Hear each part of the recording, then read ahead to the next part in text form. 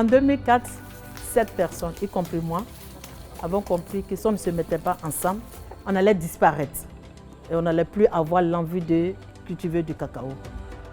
La coopérative ECAM a été créée avec 89 producteurs. Elle travaille à ce jour avec 2800 producteurs, donc 700 femmes et une superficie de 12 000 hectares avec 7 000 tonnes par an de production qu'on commercialise. Nous travaillons avec plusieurs certificats, le certificat Rainforest Alliance, le certificat Fairtrade et le bio de Ecoset. Quand on parle de cacao durable, on va au-delà des fèves. On s'intéresse aussi à la vie sociale du producteur. Est-ce qu'il arrive à se nourrir? Est-ce qu'il arrive à envoyer ses enfants à l'école? On arrive à mettre en place des projets qui vont lutter contre le travail des enfants.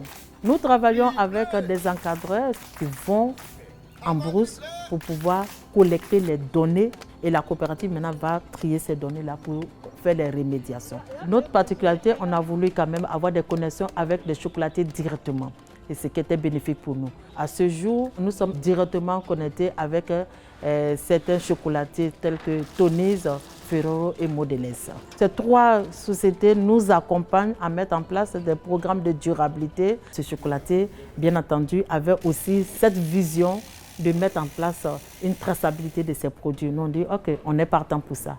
Tout de suite, on s'est mis à mapper le champ, c'est-à-dire à géolocaliser nos plantations. Grâce à des primes que nous recevons de la part de Tony's, on arrive à acheter des camions, à former des producteurs. À ce jour, la coopérative a construit 5 écoles, une maternelle, et nous avons fait 15 pompes de fourrage.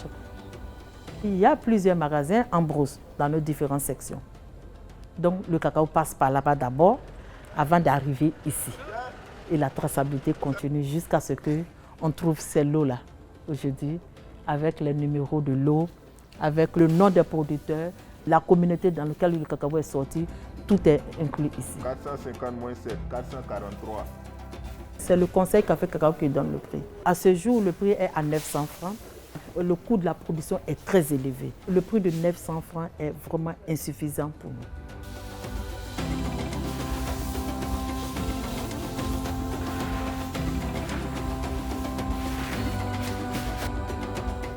Nos partenaires et nous-mêmes, nous avons réfléchi. On ne va pas se focaliser sur le prix, nous allons nous focaliser sur le revenu. Donc le revenu du producteur, il y a non seulement le prix qu'il va gagner dans le cacao, mais il faut faire d'autres activités qui vont lui permettre d'avoir d'autres sources de revenus. On a trouvé tout bon à la coopérative aussi de diversifier sa source de revenus. On ne reste pas seulement qu'à la commercialisation des fèves de cacao. On s'est dirigé vers la transformation de nos fèves qui restent sur la main. Alors on fait du cosmétique, du savon fait à base de beurre de cacao, ainsi que des fèves enrobées et ici en Côte d'Ivoire, on fait du très bon chocolat.